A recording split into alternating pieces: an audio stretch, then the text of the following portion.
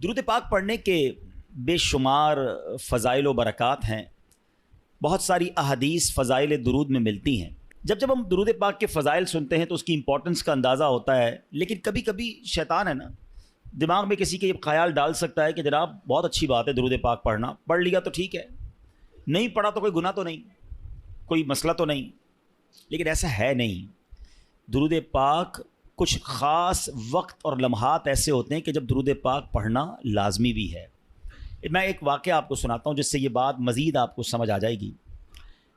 رات اندھیری تھی اور ہماری امی حضور بی بی عائشہ صدیقہ طیبہ طاہرہ رضی اللہ تعالی عنہا فرماتی ہے، میں گھر میں کچھ سی رہی تھی. آج کل تو لائٹس وغیرہ ہیں، لیکن ابھی بھی اگر مسجد کی لائٹ بند کر دی جائے، ساری لائٹیں بند کر دی جائیں تو ہمارے لیے کسی چیز کو ڈھونڈنا مشکل ہو جائے گا. آپ فرماتی چراغ گل ہو گیا اور میرے ہاتھ سے جو سوئی تھی جس سے میں سی رہی تھی وہ بھی گر گئی. اب سوئی کتنی چھوٹی سی چیز ہوتی ہے، اگر ابھی بھی گر جائے تو ڈھونڈنا تھوڑا مشکل ہو جائے گا، حالانکہ روشنی ہے، مگر اندھیرے میں تو کوائٹ امپاسبل. تو آپ فرماتی میں سوئی تلاش کر رہی تھی کہ اتنے میں اندھیرے کمرے میں میرے آقا صلی اللہ علیہ وسلم اپنا نور والا چہرہ لے کر آ گئے. اچھا دیکھیں، آج بھی دنیا میں اللہ تعالیٰ نے کچھ لوگوں کے چہروں پہ بڑا نور، بڑی روشنی، بڑی رونق دی ہوتی ہے، لیکن ہم نے یہ کبھی نہیں سنا. ہم یہ کہتے ضرور ہے کہ یہ چہرہ بڑا نورانی ہے یا بڑا چمکتا ہوا ہے، مگر سرور کائنات علیہ الصلوۃ والسلام کے نور کا عالم دیکھیں کہ میرے آقا جب ان کے کمرے میں داخل ہوتے ہیں، بی بی عائشہ فرماتی چہرہ انور سے اتنا نور نکلا کہ پورا کمرہ ہی جگمگانے لگ گیا. اور کتنا جگمگایا، کتنی روشنی ہوئی، کیا فرماتی اس نور کی روشنی میں نے اپنی گمشدہ سوئی کو تلاش کر لیا. آئے سمجھ آ رہی بات؟ اچھا پھر جب یہ منظر تو ہو گیا. اچھا یہ حدیث ہم نے کئی بار سنی ہوگی، مگر بعض اوقات یہیں تک سنی ہے. اس کا اگلا حصہ بڑا امپورٹنٹ ہے. بی بی عائشہ صدیقہ رضی اللہ تعالی عنہا نبی پاک سے بڑی محبت کے ساتھ عرض کرتی ہیں کہ یا رسول اللہ، میرے آقا آپ کتنے حسین ہیں، آپ کتنے باکمال ہیں. پیارے آقا علیہ الصلوۃ والسلام نے فرمایا، اے عائشہ ہلاکت ہے اس کے لیے جو قیامت کے دن میرا دیدار نہ کر سکے گا. اچھا ذرا تھوڑا سا سمجھو بات کو. بروز قیامت جو نبی پاک علیہ الصلوۃ والسلام کا دیدار بھی نہیں کر سکے گا، اس کی محرومی سمجھ رہے ہیں آپ؟ یقیناً دیدار مصطفیٰ بڑی سعادت، جو نہیں کرے گا وہ محروم. لیکن اس کی اور ایک انٹرپریٹیشن بنتی ہے، اس کی ایک اور شرح بنتی ہے کہ مجھے ایک بات تو بتائیں، قیامت کے دن شفاعت کس نے کرنی ہے؟ نبی پاک علیہ الصلوۃ والسلام نے کرنی ہے نا. ہمیں پیاس لگے گی تو آب کوثر کس نے پلانا ہے؟ پیارے آقا نے پلانا ہے. ہم پل صراط سے گزریں گے تو رب سلم کی صداؤں سے گزارنا کس نے ہے؟ یعنی محشر کے دن تو قدم قدم پر ہمیں نبی پاک کی حاجت ہے. اور جس کی نبی پاک سے ملاقات ہی نہ ہو سکی، جو قیامت کے دن ان کا دیدار بھی نہ کر سکے گا، وہ تو مارا گیا نا. اب پوائنٹ سمجھ رہے ہیں؟ آقا علیہ الصلوۃ والسلام نے فرمایا ہلاکت ہے اس کے لیے جو میرا قیامت کے دن بھی دیدار نہیں کر سکے گا. بی بی عائشہ نے فوراً پوچھا، یا رسول اللہ وہ کون ہے بدبخت؟ آپ علیہ الصلوۃ والسلام نے فرمایا بخیل ہے وہ شخص. بخیل کہتے ہیں عربی میں کنجوس کو. کنجوس ہے وہ شخص. کہ حضور کون کنجوس، کون بخیل؟ ارشاد فرمایا جس کے سامنے میرا ذکر ہو اور وہ مجھ پر درود نہ پڑھے.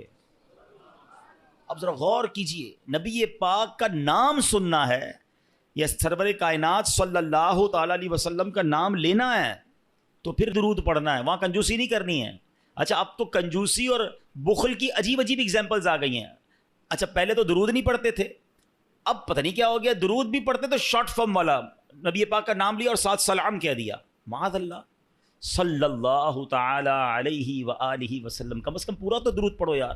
اچھا اسی طرح لکھنے میں کنجوسی، لکھنے کو پورے اخبار بھر دیں گے، پورے ناول لکھ دیں گے، مگر جب نبی پاک علیہ الصلوۃ والسلام کا نام آئے گا تو سلام یہ صاد لکھ دیں گے. یہ حرام ہے. درود بھی پورا، لکھنا بھی پورا ہے اور پڑھنا بھی پورا ہے. سارا دن باتیں کرنے کے لیے تمہارے پاس ٹائم ہے، درود کی باری میں ڈنڈی مارتے ہو. اور پھر درود پاک تو میری نیکیوں میں اضافے کا وظیفہ ہے نا، میرے گناہوں کی معافی کا وظیفہ ہے، میری تو نبی پاک میں حاضری لگانے کا وظیفہ ہے آقا کی بارگاہ میں. تو پھر میں درود پاک پڑھنے میں کیوں کنجوسی کروں؟ ہاں اب علماء نے ایک بڑی خوبصورت ہمارے لیے آسانی کر دی. اب مثال کے طور پہ دوران بیان، دوران نعت، کبھی کبھی بار بار نبی پاک صلی اللہ تعالی علیہ وسلم کا نام پاک آتا ہے، تو ہو سکتا ہے کوئی پڑھنا بھول جائے، رہ جائے. تو علماء کہتے ہیں روزانہ دن میں ایک مخصوص تعداد کے مطابق درود پڑھ لیا کرو، تو پورے دن میں جہاں جہاں نبی پاک صلی اللہ تعالی علیہ وسلم کا نام سنا یا کہا، اور اگر درود پڑھنا رہ گیا ہے تو یہ بعد میں درود پڑھنا اس کا آلٹرنیٹ اس کا قائم مقام ہو جائے گا. اس لیے کہا جاتا ہے کہ روزانہ کم از کم 100 بار 200 بار اللہ ہمت دے توفیق دے تو 313 بار درود پاک پڑھ لیں تو انشاءاللہ برکتیں ہی برکتیں ملیں گی. نیت کرتے ہیں انشاءاللہ, میں بھی نیت کرتا ہوں, آپ بھی نیت کریں انشاءاللہ روزانہ کثرت کے ساتھ درود پاک پڑھیں گے انشاءاللہ. آئیے مل کر محبت کے ساتھ با آواز بلند درود پاک پڑھ لیں. صلو علی الحبیب صلی اللہ تعالی علی محمد صلی اللہ تعالی علیہ وسلم. ناظرین, آج ایک ایسی حقیقت پر میں نے بات کرنی ہے جس پر نارملی بات ہوتی نہیں ہے, اور یہ ایک ایسی حقیقت ہے کہ جس سے انکار بھی کوئی نہیں کر سکتا. دنیا میں بہت سارے فلسفے ہیں, دنیا میں بہت ساری تھیوریز ہیں جس میں بڑا جس کو کہتے ہیں نا کہ اختلاف ہے, قوموں کے اندر بھی اختلاف ہے, مذہبوں میں بھی اختلاف ہے, عمر کے اندر بھی اختلاف ہے کہ نہیں جناب کچھ لوگ کہتے ہیں یہ ہے تو دوسرا کہتا ہے نہیں ایسا نہیں ہو سکتا ہے. بہت ساری سائنٹیفک تھیوریز ہیں, بہت ساری جناب لاجیکلی باتیں ہیں, قوموں کے کلچر ہیں, اختلاف ہے لوگوں میں, کہتے ہیں نہیں وہ کہتے ہیں یہ ٹھیک ہے وہ کہتے ہیں یہ ٹھیک نہیں ہے. مگر میں جس تھیوری ہے جس حقیقت کی بات کر رہا ہوں نا, دنیا کا ہر مذہب اس کو مانتا ہے, دنیا کا ہر رہنے والا شخص جس کے اندر عقل ہے وہ اس کو ایکسیپٹ کرتا ہے. یہ وہ ریئلٹی ہے جس سے کوئی بھی انکار نہیں کرتا. وہ ایسی کون سی ریئلٹی, واقعی چند ہی چیزیں ہیں دنیا میں, شاید گنتی کی چیزیں ہوں گی جس سے پوری دنیا کے لوگ متفق ہوں کہ ہاں یہ درست ہے, یہ کنفرم ہے, یہ ہونا ہے. میں انہی میں سے ایک تھیوری کی بات کر رہا ہوں, انہی میں سے ایک حقیقت کی بات کرنے جا رہا ہوں. مگر ایسی مسلم ایسی کنفرم حقیقت ہوتے ہوئے بھی اس پر بات کرنے کے لیے کوئی تیار نہیں ہے, اس کے بارے میں تیاری کرنے کے لیے کوئی تیار نہیں ہے. یہ بڑی عجیب بات ہے. ایسی کون سی تھیوری ہے, ایسی کون سی حقیقت ہے, بتاتا ہوں آپ. لیکن پہلے میں آپ کو ایک واقعہ سناتا ہوں. اس واقعے کے ذریعے ہم اس ٹاپک تک بھی پہنچ جائیں گے اور مزید ریئلائزیشن آسان ہو جائے گا. حضرت عبداللہ بن ابو نوح رحمۃ اللہ تعالی فرماتے ہیں, میں نے مسجد نبوی شریف میں ایک بوڑھے میاں کو دیکھا. وہ مسجد کی صفائی کرتے تھے اور دن رات مسجد میں ہی رہتے تھے. لوگوں نے بتایا کہ یہ بوڑھے میاں جو ہیں یہ مسلمانوں کے تیسرے خلیفہ حضرت عثمان غنی رضی اللہ تعالیٰ عنہ کی اولاد میں سے ہیں, صاحب اولاد ہیں. اللہ پاک نے مال بھی بڑا عطا کیا ہے, لیکن یہ سب کچھ چھوڑ کر بس مسجد کے ہو کر رہ گئے ہیں. صبح و شام مسجد میں پڑے رہتے ہیں, مسجد کی صفائی کرتے ہیں, بس عبادت کرتے رہتے ہیں. حضرت عبداللہ بن ابو نوح رحمۃ اللہ تعالیٰ کہتے ہیں میں نے جب لوگوں کی یہ باتیں سنی تو میں نے کہا کچھ تو ہے اسپیشل, جس کے بعد اتنا مال ہو, اتنی بڑی فیملی ہو, یہ مسجد میں زیادہ ٹائم کیوں گزارتے ہیں. تو میں واچ کرنے لگا, ان کو فالو کرنے لگا کہ کچھ راز کی بات, سیکھنے کی بات پتہ چلے گی. تو کہتے ہیں رات کا جب پچھلا پہر ہوا, لاسٹ آخری پہر تہجد کے وقت آیا, میں نے دیکھا کہ یہ مسجد سے نکلے اور جنت البقیع کی طرف جا رہے ہیں. جنت البقیع مدینہ منورہ کا قبرستان ہے, اور یقین کریں کمال کا قبرستان ہے. آپ یقین کریں, مطلب جنہوں نے دیکھا ہے وہ میری بات جلدی سمجھ جائیں گے, جنہوں نے نہیں دیکھا میں دعا کرتا ہوں یا اللہ ہم سب کو مدینے کی حاضری عطا کرے. یہ دنیا کا واحد قبرستان ہے جس کو دیکھ کر ڈر نہیں لگتا, مرنے کا جی چاہتا ہے. ہاں, دنیا کے کسی قبرستان میں جاؤ نا ڈر لگتا ہے کہ یار ایسی قبریں ٹوٹی پھوٹی. واللہ جنت البقیع کا قبرستان دیکھو تو بندے کو جی چاہتا ہے یا اللہ ادھر ہی موت دے دے, یہیں دفن فرما دے. ہاں, میں کبھی موقع ملا چلیں اشارتاً بات کر دیتا ہوں, ورنہ یہ میرا موضوع نہیں ہے. ورنہ میری ایک بار جنت البقیع کے گورکن سے ملاقات ہوئی, ایسی باتیں مجھے بتائی انہوں نے, میں کتنی دیر تک تو روتا ہی رہا. اور میں 2 باتیں بتا دیتا ہوں, پھر کبھی موقع ملا تو اس پر تفصیل سے بات کریں گے. کہ وہ مجھے ملے اور بڑی اچھی محبت والی ملاقات ہوئی. تو میں نے کہا یار کچھ تو بتاؤ جنت البقیع کے بارے میں, ایسا کیا ہے, ہم تو سنتے ہیں آپ تو قبر کھودتے ہیں, آپ تو جنت البقیع میں ہی ہوتے ہیں. کہتے ہیں عبدالحبیب بھائی پہلے بتائیں آپ کو میرے جسم سے خوشبو آ رہی ہے. میں نے کہا خوشبو تو بڑی آ رہی ہے, کون سا عطر لگایا ہے. کہتے ہیں واللہ میں نے کوئی عطر نہیں لگایا, یہ بقیع کی خوشبو ہے, جنت البقیع کی مٹی کی خوشبو ہے. اچھا, وہ کہتے ہیں دنیا کا کوئی بھی قبرستان اٹھا لیں. پھر میں نے بھی غور کیا, وہاں آپ کو کیڑے مکوڑے بہت سارے جانور ملتے ہیں نا, مردے دفن ہو رہے ہیں, اور ظاہر قبرستان میں تو صفائی نہیں ہوتی نا, تو آپ کو کیڑے بولا جنت البقیع میں ایک کیڑا نہیں ہے. یعنی میں آپ کو روحانیت والی باتیں نہیں بتا رہا, روحانیت تو اندر کیا کیا ہوگا وہ تو اللہ جانے, اس کا حبیب جانے, اس کی کیسی کرم نوازیاں ہیں. میں تو جو نظر سے آنے والی چیزیں بتا رہا ہوں. کہتا ہم جب قبر کھودتے ہیں نا عبدالحبیب بھائی, کئی بار ایسا ہوا کہ قبر کھودتے کھودتے ایسی ٹھنڈی ہوا آتی ہے کہ میں قبر کے اندر لیٹ کر خود ہی سو جاتا ہوں. کبھی گورکن کو قبر میں سوتے دیکھا ہے, کہتا ہے ایسی ٹھنڈی ہوا ہوتی ہے, میں سکون اتنا ہوتا ہے, میں کام کرتے کرتے ادھر ہی لیٹ جاتا ہوں قبر کے اندر, نیند بھی آ جاتی ہے.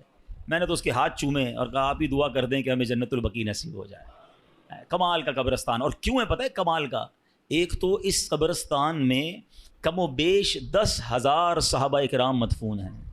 ہر صحابی نبی جنتی کی قبر کیسی ہوتی ہے پتہ ہے؟ جنت کا باغ ہوتی ہے. حدیث پاک ہے نا, یا تو جنت کا باغ ہوتی ہے قبر یا دوزخ کا گھڑا. تو سارے صحابہ کی قبر تو ہو گئی جنت کا باغ. جس قبرستان میں 10,000 جنت کے باغ ہوں, اب آپ سوچو نا, اس قبرستان میں جو گیا, ہائے ہائے, ایسے نہیں کہتے اعلیٰ حضرت, طیبہ میں مر کے ٹھنڈے چلے جاؤ آنکھیں بند, طیبہ میں مر کے ٹھنڈے چلے جاؤ آنکھیں بند, سیدھی سڑک یہ شہر شفاعت نگر کی ہے. ہاں اچھا, پھر مدینے میں مرنے کے حوالے سے, ہاں یہ صرف جنت البقیع کی تو برکت ہے ہی ہے. سنو میرے آقا کا کیا وعدہ ہے. نبی پاک نے انکریج کیا ہے, حدیث پاک کا مضمون ہے کہ تم میں سے جس سے ہو سکے وہ مدینے میں مرے, کہ جو مدینے میں مرے گا میں اس کی شفاعت کروں گا. ہاں, مدینے میں مرنے کی تمنا یہ ہمارے ایمان کا تقاضا ہے, عشق رسول کا تقاضا ہے. اور اس حدیث کی شرح میں پتہ علماء نے کیا لکھا ہے, اگر کوئی اس حدیث پر عمل کرنا چاہتا ہے نا تو وہ اپنا بڑھاپا مدینے میں گزارے اور پھر بغیر کسی ضرورت مدینہ پاک سے باہر نہ نکلے. مجھے ایک میسج آیا مدینہ منورہ سے, دیکھیں موضوع مجھے نہیں پتا تھا یہ چھڑ جائے گا. ہمارے لاہور کے ایک اسلامی بھائی ہیں مدینہ پاک میں, اور انہوں نے کہا آج مجھے کسی نے بتایا کہ ایک خاتون ہیں جو پاکستان سے گئی ہیں وہاں پر, 32 سال ہو گئے ہیں وہ مدینے سے باہر نہیں نکل رہی ہیں. کہتی ہیں باہر نہیں نکلوں گی کہیں باہر موت نہ آ جائے, مجھے مدینے میں مرنا ہے. اور میں ایسے کئی مدینے میں رہنے والوں کو جانتا ہوں جو نہیں جاتے, مکے بھی نہیں جاتے. ایک بار حج کر لیا انہوں نے, کہتے فرض ادا ہو گیا ہے, اب مدینہ نہیں چھوڑنا ہے. آقا نے فرمایا جس سے ہو سکے وہ مدینے میں مرے, کہ جو مدینے میں مرے گا میں اس کی شفاعت کروں گا. نصیب والوں کو ملتا, مرنا تو ہے ہی, اللہ کرے مدینے کی موت مل جائے, جنت البقیع مل جائے. زور سے کہہ دو آمین. پتہ نہیں کس کی آمین کے صدقے ہمارا بیڑا پار ہو جائے, یہ دعا ہمارے حق میں قبول ہو جائے. کچھ موت وہ ہوتی ہیں. میں ابھی پچھلے دنوں ہمارے ایک ساتھی تھے, ان کی والدہ کی یا والد کا انتقال ہوا مدینہ شریف میں اور جنت البقیع میں مدفن ہوئے. میں ان سے ملنے گیا, میں نے کہا مجھے سمجھ نہیں آ رہی آپ سے تعزیت کروں یا مبارکباد پیش کروں. یعنی ایسی بھی موتیں ہیں کہ جس پر افسوس ہی نہیں ہوتا کہ مطلب یہ تو ارمان تھا نا, یہ تو زندگی بھر مانگا ہے کہ یا اللہ ایمان والی, عافیت والی, مدینے والی, سبحان اللہ موت مل جائے. اور کیا چاہیے, مرنا تو ہم سب نے ہیں, مگر یہ موت ایسی ہوتی ہے جس کی تمنا ہوتی ہے. تو بہرحال وہ جو حضرت عثمان غنی رضی اللہ عنہ کی اولاد سے جو تھے وہ جنت البقیع میں گئے. رات کا آخری پہر تھا, قبلہ رخ ہو کر نماز پڑھنے لگے. ساری رات نماز پڑھتے رہے. فجر کا وقت شروع ہوا تو انہوں نے ایک دعا کی, اللہ کی بارگاہ میں عرض کرتے ہیں اللہم انک ارسلت الی ولم تأذن لی فإن كنت قد رضیتنی فأذن لی وإن لم ترضنی فوفقنی لما یرضیک. ترجمہ کیا ہے, اے اللہ پاک تو نے میری طرف اپنا قاصد بھیجا مگر یہ نہ بتایا کہ تو مجھ سے راضی ہے کہ نہیں. اے مالک کریم اگر تو مجھ سے راضی ہے تو مجھے بتا دے, اگر راضی نہیں ہے تو اپنی رضا والے کام کرنے کی توفیق عطا فرما دے. اچھا, وہ یہ بوڑھے میاں دعا مانگ رہے تھے, اتنے میں ایک بکری یا اس جیسا کوئی جانور آیا. بوڑھے میاں نے اس کی جانور کی پیٹھ پر ہاتھ پھیرا اور اس کا دودھ بھی پیا, اس کے برکت کی دعا دی اور واپس مسجد نبوی شریف میں آ گئے. حضرت عبداللہ بن ابو نوح اللہ تعالیٰ کہتے ہیں میں 3 راتوں تک دیکھتا رہا, روز یہی کرتے تھے. تہجد کے وقت چلے جاتے جنت البقیع میں, وہاں نمازیں پڑھتے, دعائیں کرتے, پھر واپس آتے. 3 دن بعد میں نے حضرت کو روک لیا. میں نے کہا حضرت میں 3 دن سے آپ کو چیک کر رہا ہوں, آپ دعا کرتے ہیں, دعا میں کہتے ہیں یا اللہ تو نے اپنا قاصد میرے پاس بھیجا ہے. اللہ نے کون سا قاصد بھیجا ہے؟ قاصد کہتے ہیں میسنجر, پیغام لانے والا. اللہ نے آپ کے پاس کون سا پیغام بھیجا ہے؟ بوڑھے میاں نے کہا ایک دن میں آئینہ دیکھ رہا تھا, میں نے اپنی داڑھی میں ایک سفید بال دیکھا, بس میں نے جان لیا کہ اللہ کی طرف سے موت کا قاصد میرے پاس آ گیا. بس اللہ اکبر. یہ اللہ والوں کی شان تھی کہ موت کو کیسے یاد کرتے تھے.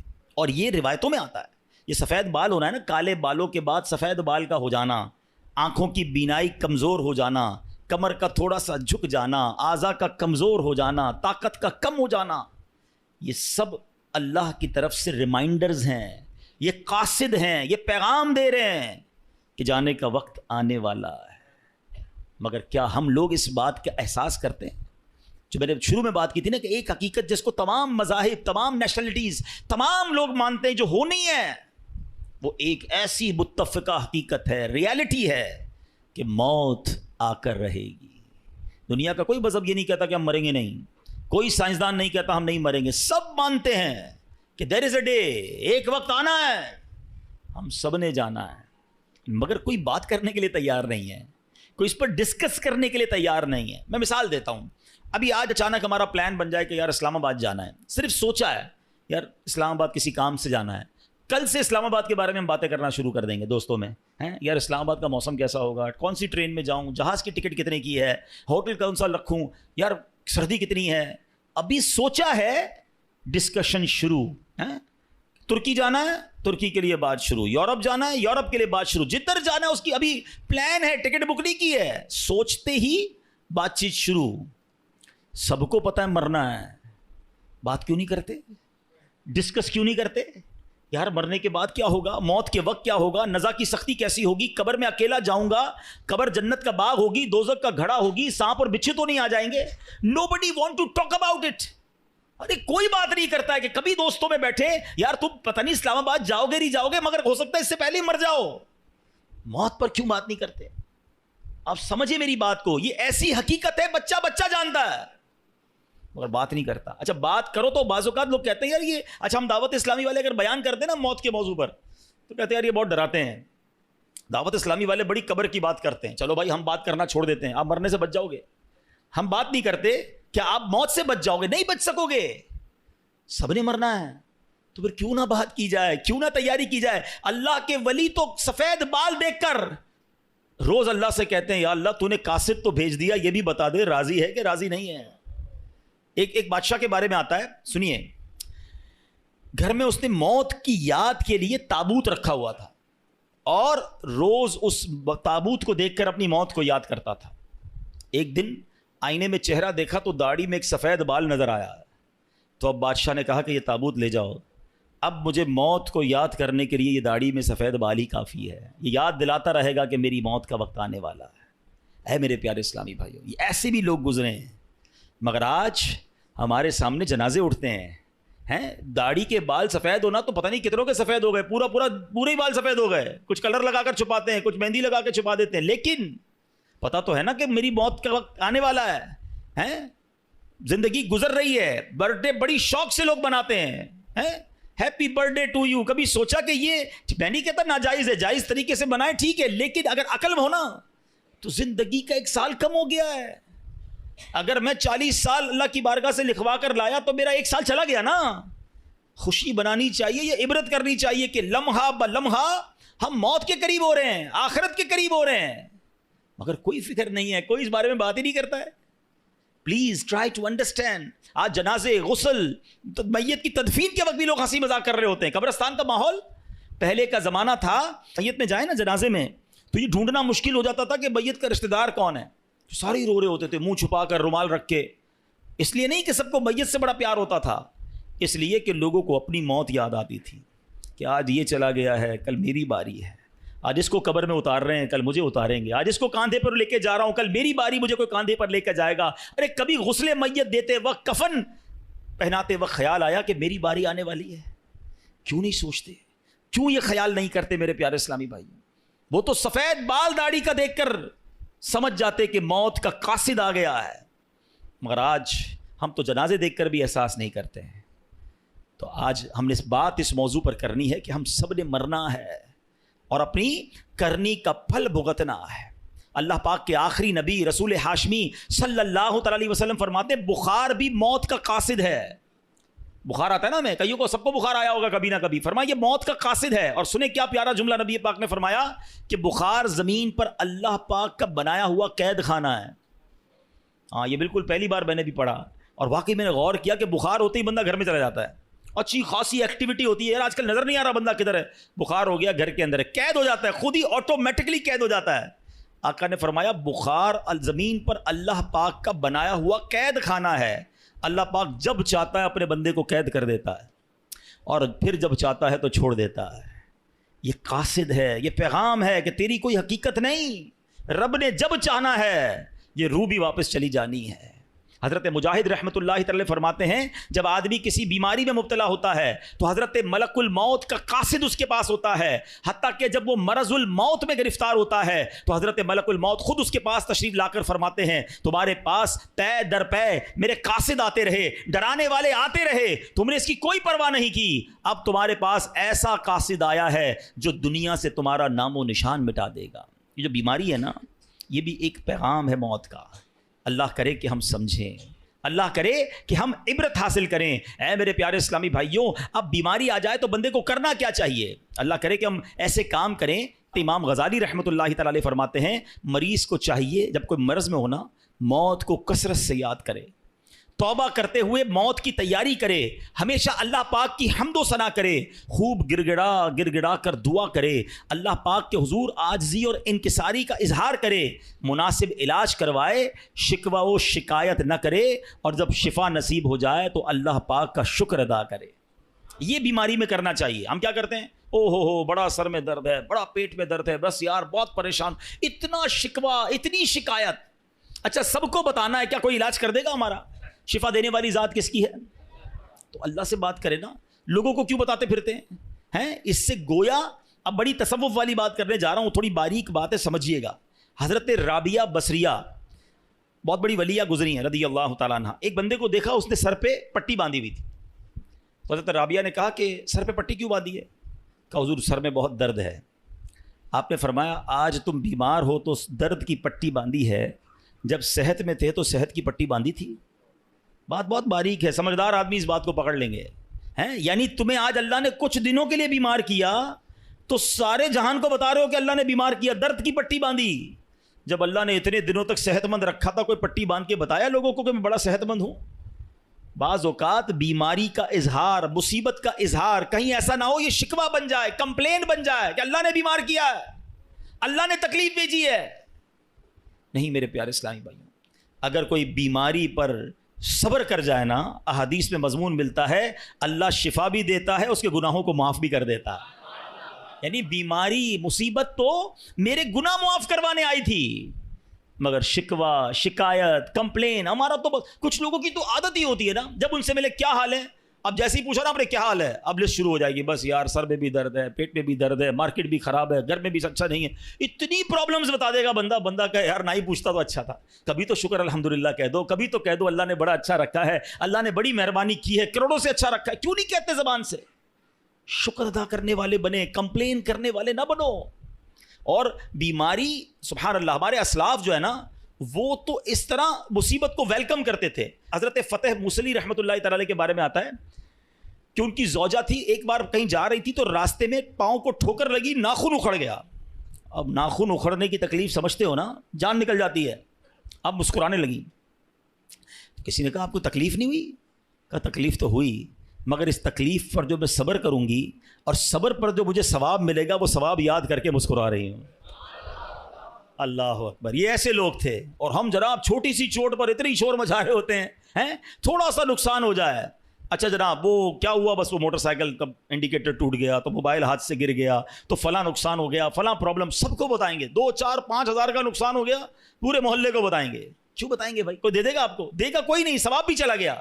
صبر کرتے تو یہ نقصان تمہارے لیے ہو سکتا ہے گناہوں کا کفارہ بن کر آیا ہو۔ روایتوں میں آتا ہے کہ مومن کو پہنچنے والا ہر نقصان، یہاں تک کہ اس کے جوتے کا تسمہ بھی ٹوٹ جائے نا، وہ بھی اگر کسی کا لاس ہوتا ہے اور وہ صبر کرے تو وہ اس کے گناہوں کا کفارہ بن جاتا ہے، اس کے لیے نیکی کا باعث بن جاتا ہے۔ مگر صبر کریں تو نا، ہم نے تو سب کو بتانا ہے۔ اچھا معاملہ بڑا عجیب ہے، نقصان ہو تو سب کو بتانا ہے، نفع ہو تو کسی کو نہیں بتانا ہے۔ یہ ضرور بتائیں کہ 5 ہزار کا نقصان ہو گیا، کبھی آ کے بتایا کہ 50 ہزار روپے کمائے؟ نہیں، وہ کیوں بتاؤں بھائی، گھر والوں کو تو بالکل بھی نہیں بتاؤں گا، خرچہ شروع کر دیں گے گھر والے، ان کو جب بھی بتانا نقصان کی خبر دینی ہے۔ نہیں میرے پیارے اسلام، اللہ کا شکر ادا کریں، نہ بتائیں کسی کو نقصان۔ وہ شاعر کہتے ہیں نا، کسی کا احسان کیوں اٹھائیں، کسی کو حالات کیوں بتائیں، کیوں بتاؤں میں کسی کو میرے ساتھ کیا گزر رہی ہے، میں جانوں میرا رب جانے نا۔ کسی کا احسان کیوں اٹھائیں، کسی کو حالات کیوں بتائیں، تم ہی سے مانگیں گے تم ہی دو گے، تمہارے در سے ہی لا لگی ہے۔ اللہ کی بارگاہ میں ہم عرض کریں گے، اللہ کے حبیب علیہ الصلوۃ والسلام کی بارگاہ میں عرض کریں کہ اللہ حبیب پاک کے وسیلے سے ہم پر رحم کر دے، لیکن یہ دنیا والوں کو نہ بتایا کرو۔ اور خاص طور پہ بیماری اس میں تو زیادہ توبہ استغفار کرنا. دیکھیں اگر کہتے ہیں نا مائنڈ سیٹ ہو نا عبرت لینے کا, پرابلم یہ مائنڈ سیٹ نہیں ہے. ہمیں میسج ملتا ہے, ہم اس کو میسج کو کر لیتے ہی نہیں ہیں. ہم کہتے ہیں نہیں یار نارمل سی بات ہے. حالانکہ بیماری میں جو ہماری کہتے ہیں نا ترم خانی نکل جاتی ہے, آواز نہیں نکل رہی ہوتی ہے, طبیعت آؤٹ ہو جاتی ہے, کھڑے ہونے کا جی نہیں چاہتا, ایسے جو اکڑ اکڑ کے چل رہے ہوتے ہیں نا, ان کو کھڑے ہونے کی ہمت نہیں ہوتی ہے.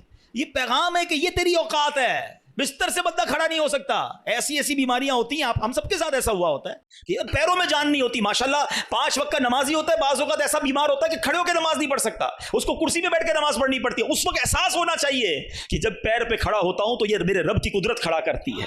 اب کھڑے ہو کے اکڑنا نہیں ہے, اب کھڑے ہو کے روب نہیں جمانا لوگوں پر, ظلم نہیں کرنا ان ہاتھوں اور پیروں سے. آجزی انکساری کے مولا کھڑا کیا وہ بھی تو نے ہی کیا ہے, بولنے کی طاقت دی تو نے ہی دی. ارے کھانے کو جی نہیں چاہتا, بولنے کو جی نہیں چاہتا, جب طبیعت خراب ہو منہ کڑوا ہو جاتا ہے. یہ سب چیزیں پیغام ہے, عبرت تو لو, یہ میری اوقات ہے. پیٹ خراب ہو جائے انسان کا, اور دنیا بھر پہ روب جمانے والا کمرے سے باہر نہیں نکل سکتا, ایسی حالت خراب ہو جاتی. یہ سب یہ اوقات یاد دلاتی ہے بیماری ہمیں, مگر عبرت لینے والا تو کوئی ہو نا. روایتوں میں آتا ہے اللہ کے حبیب علیہ الصلوۃ والسلام فرماتے ہیں مومن جب بیمار ہو کر اچھا ہو جائے تو بیماری سابقہ گناہوں سے کفارہ ہو جاتی ہے اور آئندہ کے لیے نصیحت ہو جاتی ہے. یہ نصیحت لینے والا ہو نا. منافق کیا کرتا ہے, نبی پاک نے فرمایا منافق جب بیمار ہو پھر اچھا ہو, اس کی مثال اونٹ کی ہے, مالک نے اسے باندھا پھر کھول دیا, نہ تو اسے معلوم کیوں باندھا نہ اسے معلوم کیوں کھول دیا. لوگ بیمار ہو کر بھی عبرت نہیں لیتے نا. منافق کی یہی نشانی بتائی گئی کہ فرق ہی نہیں پڑتا. اے کاش ہمیں اپنی بیماریوں سے, اپنی مصیبتوں سے سبق لینا مل جائے کہ سب نے جانا ہے. یہی بات جو میں کر رہا ہوں نا, حضرت مفتی احمد یار خان نعیمی نے اس حدیث پاک کے تحت کیا لکھا. آپ فرماتے مومن بیماری میں اپنے گناہوں سے توبہ کرتا ہے, وہ سمجھتا ہے کہ بیماری میرے کسی گناہ کی وجہ سے آئی ہے اور شاید یہ آخری بیماری ہو جس کے بعد موت ہی آ جائے, اس لیے اسے شفا بھی نصیب ہو جاتی ہے اور مغفرت بھی نصیب ہو جاتی ہے.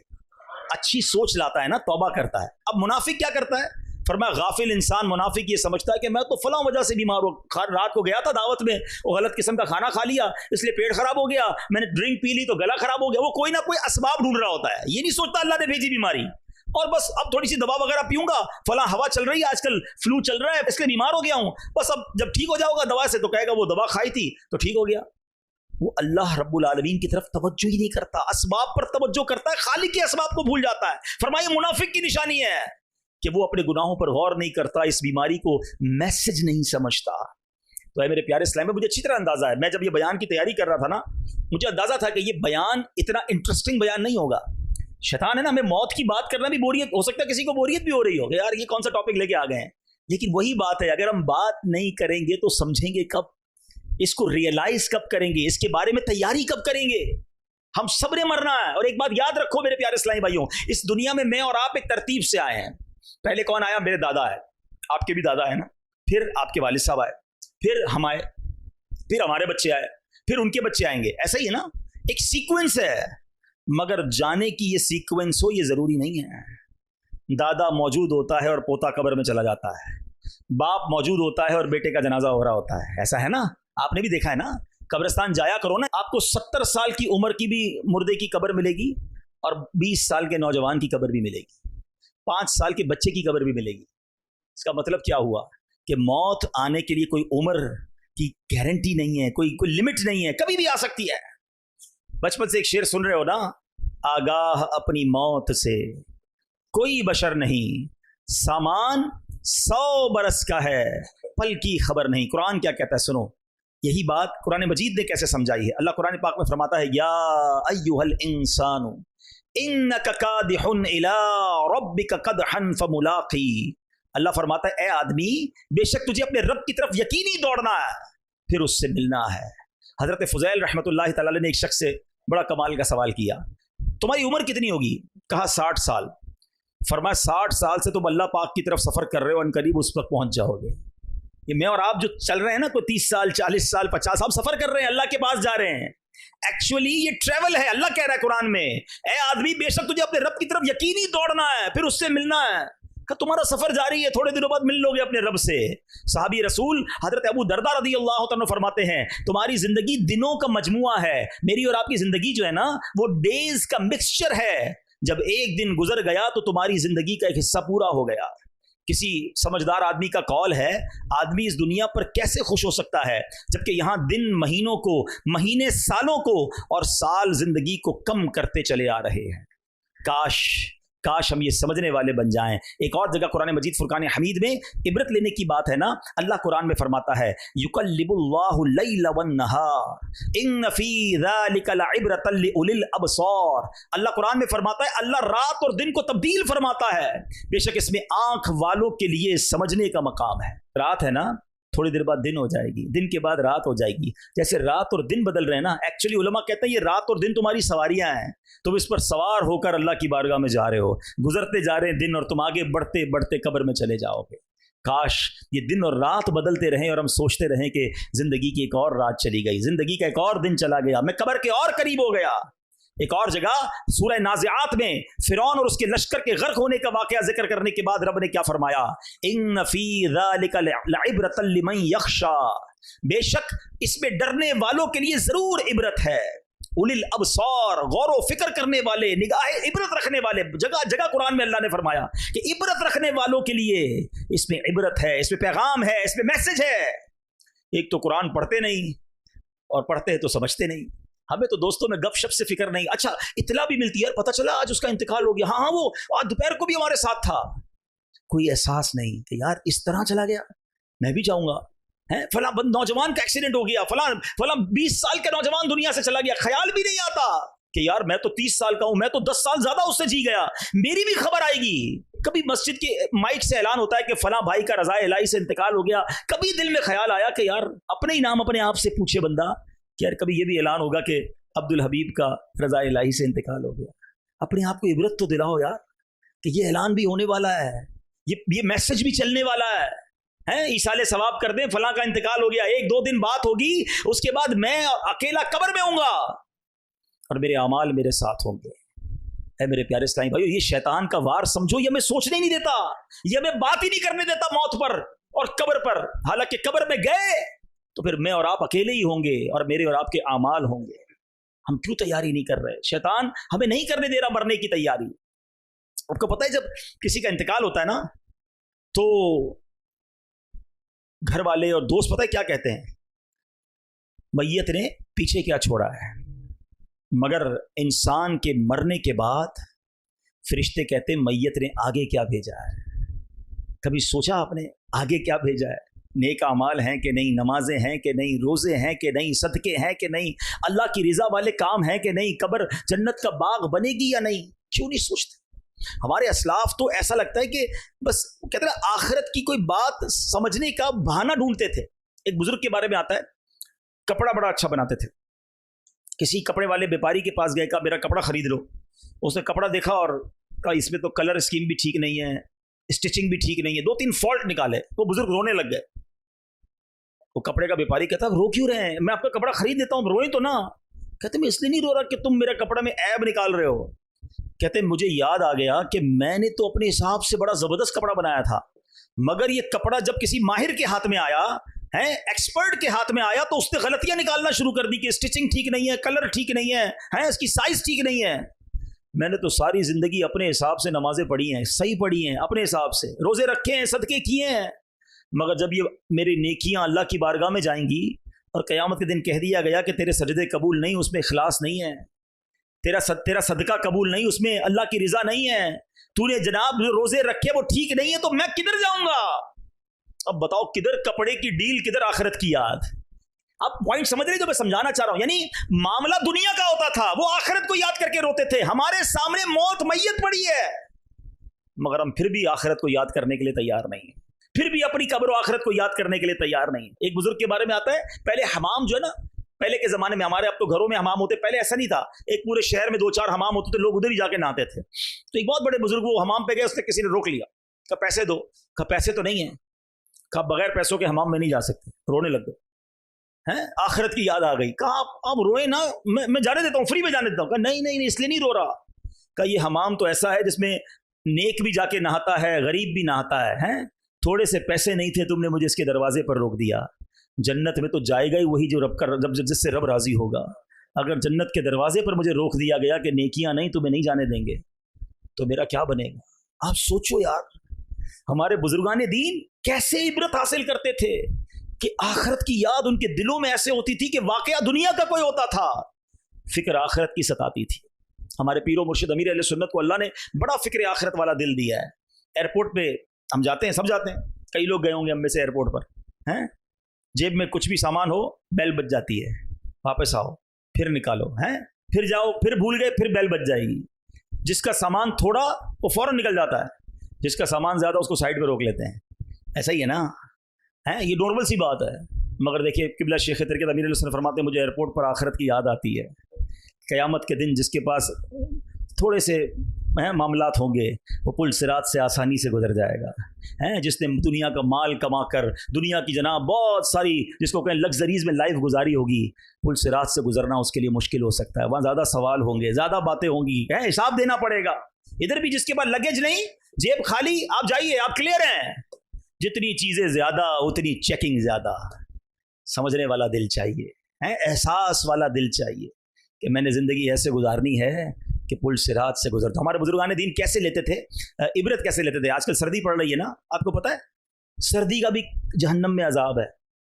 گرمی کا عذاب تو آپ نے سنا ہوگا، سردی کا بھی عذاب ہے. اور ایک ایسی وادی ہے جہاں اتنی ٹھنڈ ہوگی کہ جب مجرمین کو وہاں ڈالا جائے گا تو سردی کی وجہ سے ان کے جسم کے ٹکڑے ٹکڑے ہو جائیں گے. اور گرمی، جہنم کی گرمی الامان والفیس. حضرت داؤد علیہ نبینا علیہ الصلوۃ والسلام اللہ کے نبی ہیں نا، خوف خدا کیسا تھا. ایک روز آپ ایک تندور کے پاس سے گزرے، تنور جس کو کہتے ہیں، ہم بھی جاتے ہیں روٹی لینے. اب ذرا دیکھو دل ذہن دیکھو، یا اولی الابصار، عبرت والوں کے لیے قرآن میں بڑے میسج ہیں. تنور کے پاس گئے، اس میں آگ جل رہی تھی. آپ نے جب تنور کی آگ دیکھی تو آپ گھبرا گئے، آپ کو جہنم کی آگ یاد آ گئی. آپ کہتے ہیں کہ یا اللہ، اچھا ابھی جب یہ دیکھا نا، اب بے چینی سے زمین پر گر گئے. اتنا تڑپے کہ ڈر تھا کہ آپ کے جوڑ علیحدہ علیحدہ نہ ہو جائیں تنور کو دیکھ کر روٹی والے کے پاس.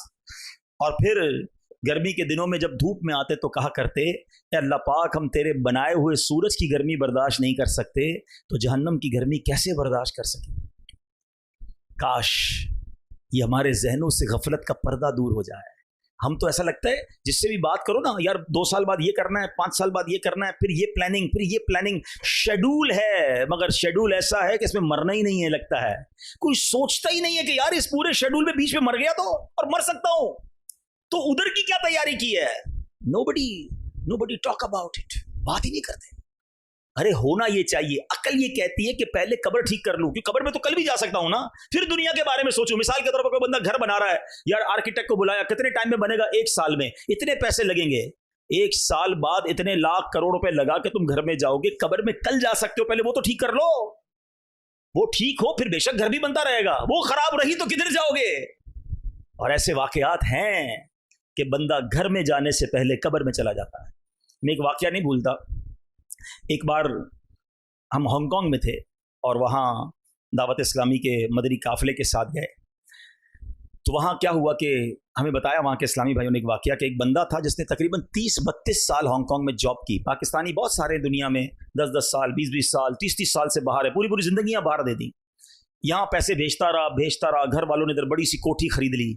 پیسے بہت آ گئے. 30-32 سال میں بندہ کما لیتا ہے باہر جا کے پیسے اور سمجھتا ہے بس وہی کرنا ہے، ادھر کمانا ہے، پھر بعد میں عیش کرنے. تو ادھر گھر والوں نے اس کے پیسوں سے، اچھا وہ ادھر ہانگ کانگ میں چوکیداری کرتا تھا. چوکیدار کی بھی تنخواہ اچھی ہوتی ہے. بیچتا رہا. یہاں گھر بن گیا اچھا خاصا. اچھا اب بھی نہ آیا تو خود ادھر چوکیداری کرتا تھا. ادھر گھر کے باہر ایک چوکیدار رکھ دیا کہ بھائی گھر کی خیال رکھو، تھوڑے ٹائم اور پیسے کما لوں پھر ایک ہی ساتھ آؤں گا. 32 سال. اب گھر والوں نے کہا بہت ہو گیا، اب تو آ جاؤ. کہا بس ٹھیک ہے، اب اتنے پیسے ہو گئے کہ بقیہ زندگی مزے کی گزرے گی. سارا سامان پیک کیا، اپنے دوستوں کی دعوت کی، فیئر ویل پارٹی. آج آخری دن، سب مل کے کھائیں گے پیئیں گے موج کریں گے. کل سے میں جا رہا ہوں آل دا وے پاکستان، اب نہیں آؤں گا واپس، خدا حافظ. پارٹی کے دوران اس بندے کو ہارٹ اٹیک ہوا. اسی پارٹی کے دوران اس کا انتقال ہوا. جس جہاز میں اس نے اپنا سامان بک کرایا تھا اسی جہاز میں اس کی میت پاکستان آئی. جو گھر جو 32 سال باہر رہ کر مزدوری کر کے بنایا تھا، ایک رات اس گھر میں نہیں گزار سکا. گھر میں جانے سے پہلے 2 گز کی قبر کے اندر چلا گیا. جگہ جی لگانے کی دنیا نہیں ہے، یہ عبرت کی جا ہے، تماشا نہیں. اللہ کرے میں اور آپ سمجھیں. ہم غافل ہیں، ہم نہیں سوچ رہے کہ ہمیں مرنا ہے، ہم نہیں سوچ رہے کہ ہمیں قبر کی تیاری کرنی ہے. کوئی میسج نہیں آئے گا، کوئی پیغام نہیں آئے گا. ہے, بہت ساری چیزوں کے لیے الرٹ آتا ہے, ریمائنڈر آتا ہے. موت کے لیے کوئی ریمائنڈر نہیں ہے کہ جناب 4-5 دن رہ گئے توبہ کر لو. نہیں, صبح پتہ نہیں ہوتا اور رات بندہ قبر میں ہوتا ہے, لیکن بات نہیں کرتے, سوچتے نہیں. ایک مرتبہ حضرت ملک الموت اللہ پاک کے نبی حضرت داؤد علیہ السلام کی خدمت میں حاضر ہوئے. حضرت داؤد علیہ السلام نے ان سے موت کے قاصدوں کے متعلق پوچھا کہ اے ملک الموت بتاؤ موت کے میسنجر کون سے ہیں. تو ملک الموت نے کہا کہ اے اللہ پاک کے نبی, آپ کے والد, آپ کے بھائی, آپ کے پڑوسی سارے کہاں ہیں؟ کہ وہ سارے تو چلے گئے, دنیا سے چلے گئے. فرمایا یہ بھی تو موت کے قاصد ہیں, یہ سب پیغام دے رہے ہیں کہ وہ جیسے دنیا سے چلے گئے ہیں حضرت ایک دن آپ بھی رخصت ہو جائیں گے. یہ سب پیغام ہے. میرے دادا نہیں ہیں دنیا میں, میرے ماں باپ نہیں ہیں, میرے چچا نہیں ہیں, میں اپنی بات کر رہا ہوں, میرے بہت سارے رشتہ دار نہیں ہیں. اب مجھے اور کس میسج کی ضرورت ہے کہ کل تم بھی نہیں ہوگے.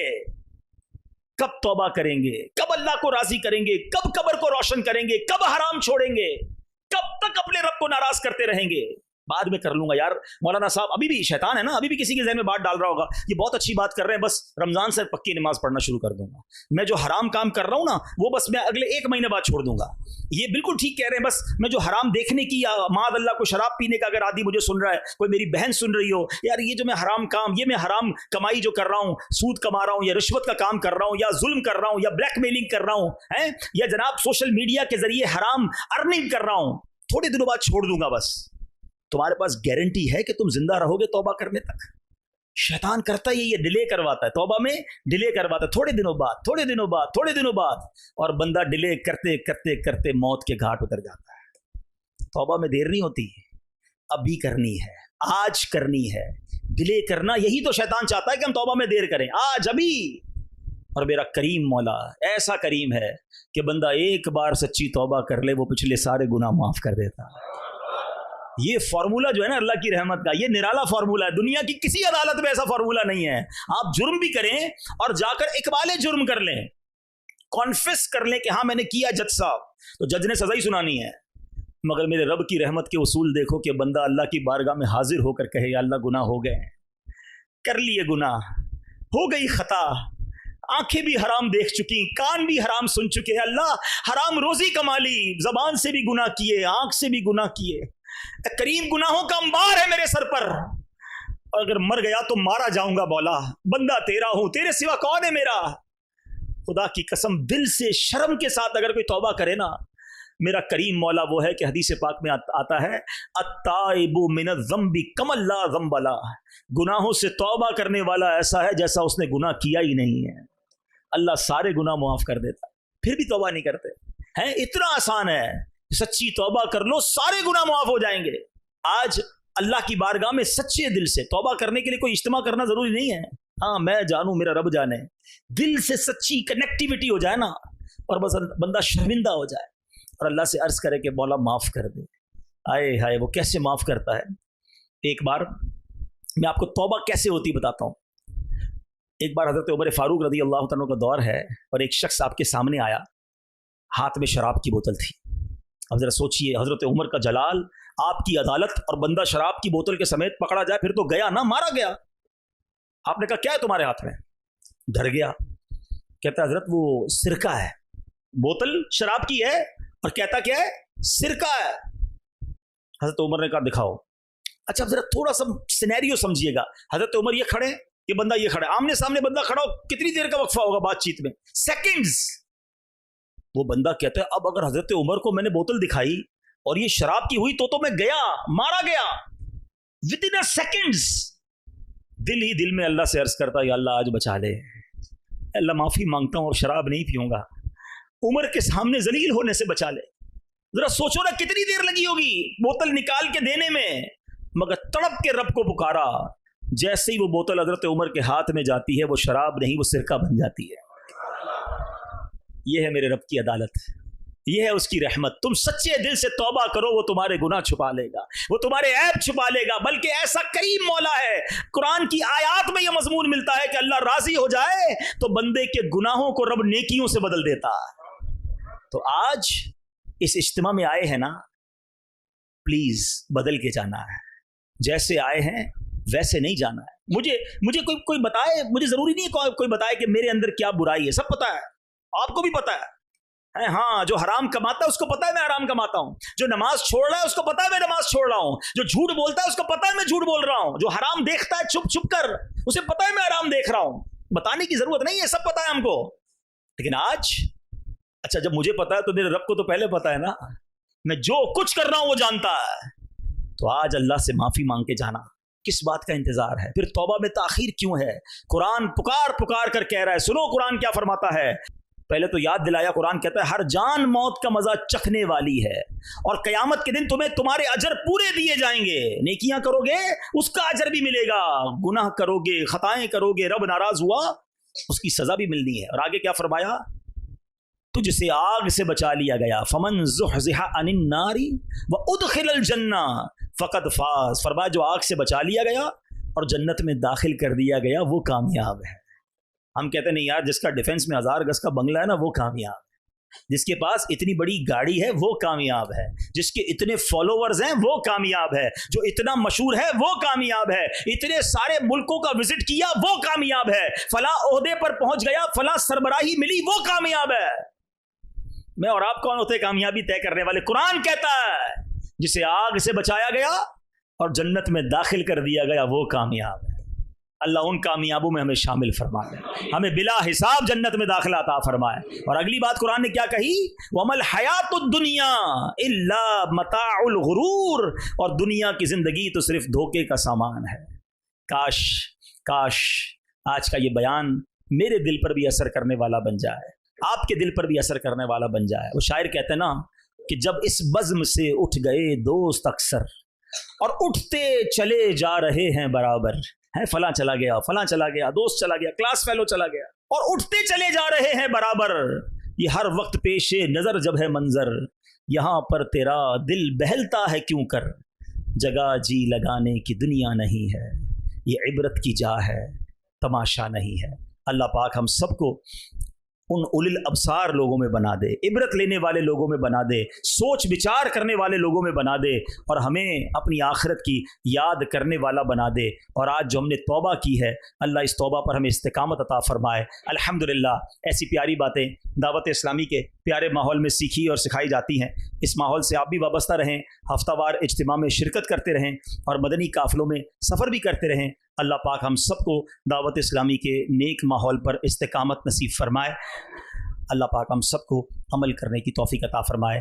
آمین بجاہ النبی الامین صلی اللہ علیہ وسلم.